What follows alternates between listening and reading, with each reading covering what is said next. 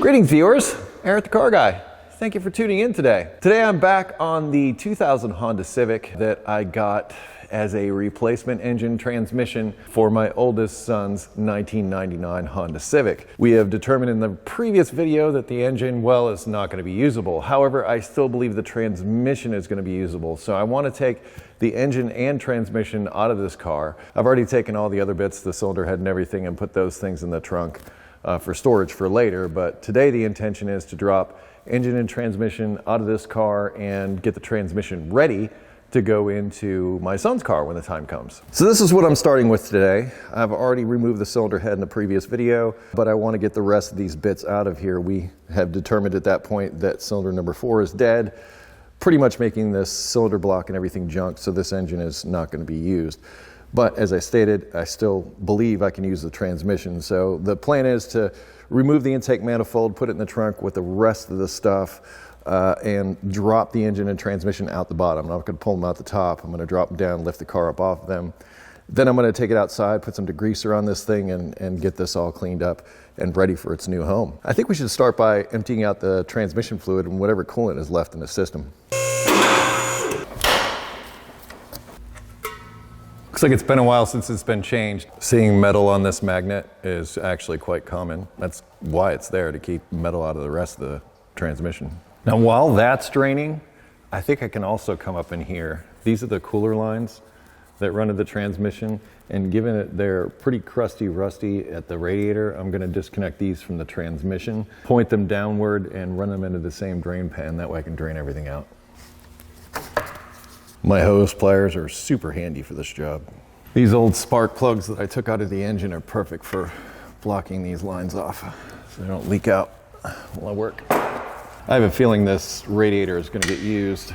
Still a good radiator. I know this transmission is going to come off of this engine block. It seems like the perfect opportunity, since I have this lower cover and the support and everything removed, to remove all the torque converter bolts. And also without a cylinder head, there's no compression. So it makes this easy. And I think I'll take advantage of that. I can't remember whether there's 6 or 8 of these. Looks like 8. I mean 7. I mean 8.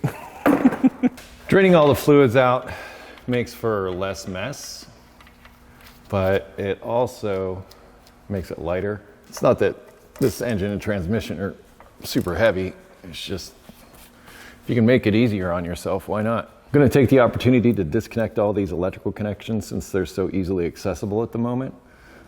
You might want to take a picture so that you know where they all go. Some of these are similar. A lot of times the wires lay where they want to live, but just for reference, it's not a bad idea to take pictures as you work. That way you can tell where everything goes back together. And here's a tip. If they give you some trouble, a little bit of WD-40 on the connectors actually helps them come apart a little easier. These little plastic clips that are holding the wires in place, I like to put those back, so I spend a little extra time like I just did. I figure if the factory went through the time and expense of putting it there, they had a reason. There's really only 3 or 4 connections for that. While I'm here, I'm also there's a transmission mount here in the front.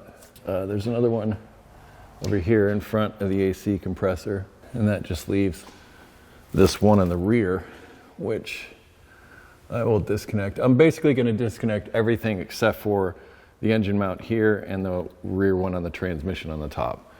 That's all that's going to be left. But I think now, since we've got it up in the air, I'm going to remove the wheels, remove the axle shafts.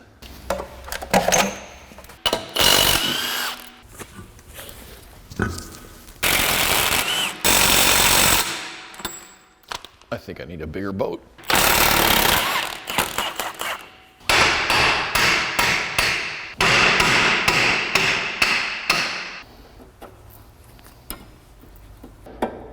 Bet you're wondering what all this noise is. It's me very carefully trying to remove this cotter pin. I just really hate having to drill these out later.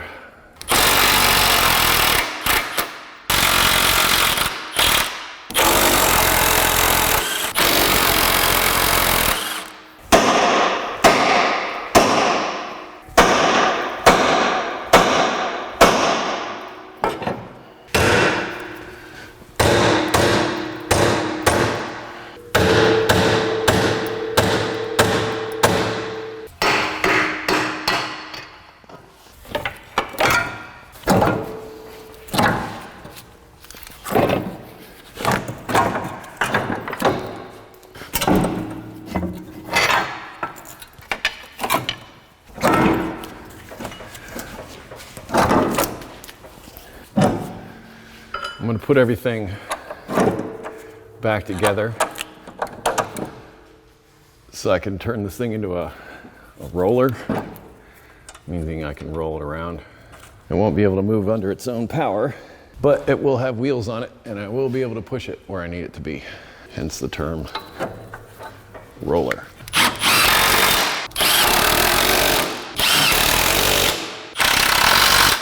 So the axles are removed, but the suspension and everything is all back together so that I can push it around. I've already disconnected the exhaust and everything when I did the cylinder head. Now I'm going to come up in here, remove these fasteners. There's one more up top that I can't quite get to, but this is the rear mount. These are 19, I believe. I'm not worried about the engine falling on my head because it's got that mount on the engine and the mount on the transmission holding it in, and that's what we want. Those will be the last mounts we disconnect.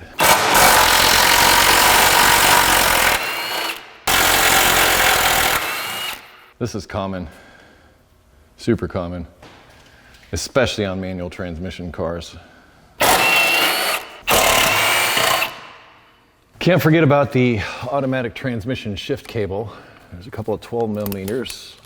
You gotta get that outer cover and everything off first.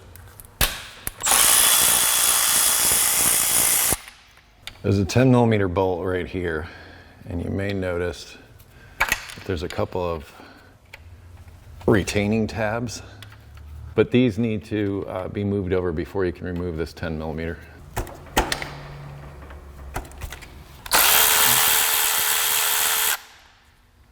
And that'll come out with the retainer and everything.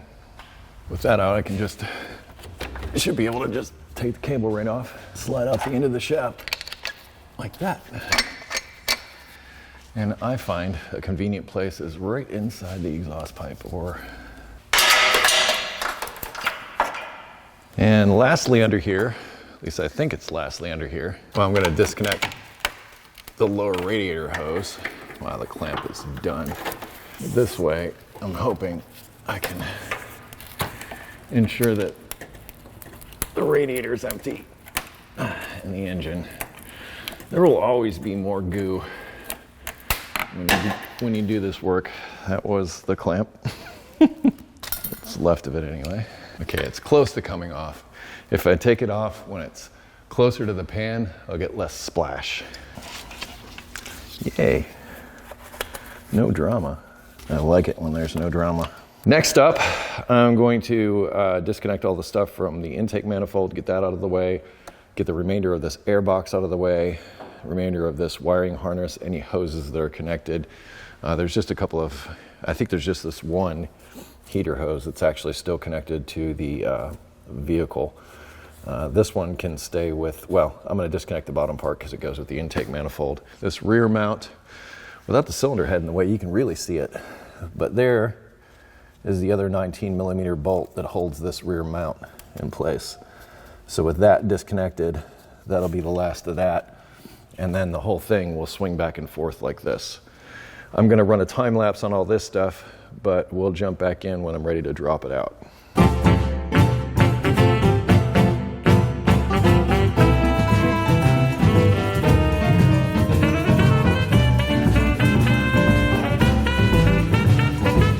That wasn't really too bad, but we are here now.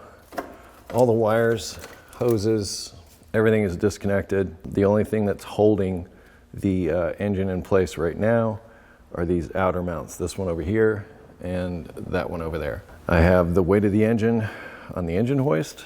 I'm just gonna knock those fasteners loose, set it down gently, lift the car up. We've got our engine. I think it goes without saying, stay away from anything underneath this engine. Don't put yourself in a spot to where part of you can get pinched or injured.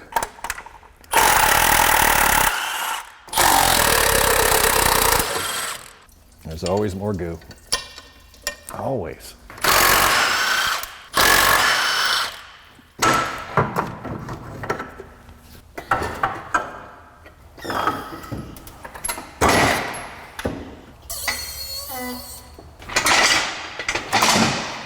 That's out. We just have to lift the car up and we have our engine.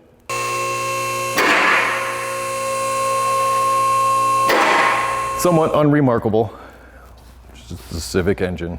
At least I already had the floor dry in place. Now, a little break. We'll come back, lift it off the ground, grab my pressure washer, see if we can get that transmission cleaned up a little bit. You might notice that I've removed the AC compressor. I also removed the alternator. As far as the rest of the engine, I could honestly care less. What I have done though, is I've gone over the transmission and installed plugs and caps on all the electrical connections and openings.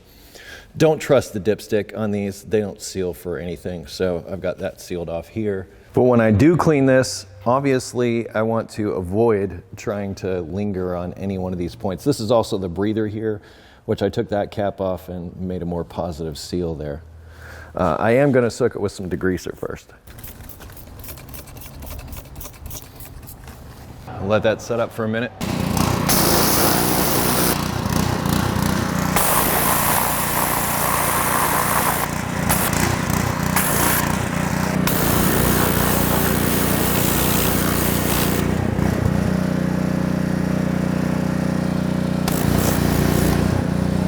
I'd say that worked really well. I'm going to go around my electrical connectors and things with some compressed air. Make sure that those are dry. Had a little trouble keeping these in, but otherwise, I feel like I got the majority of what I wanted to get off of here. It's clean enough now to where I can see some oil leaks, but let's face it, it's going to get dirty again. Going to dry off the important bits a little bit.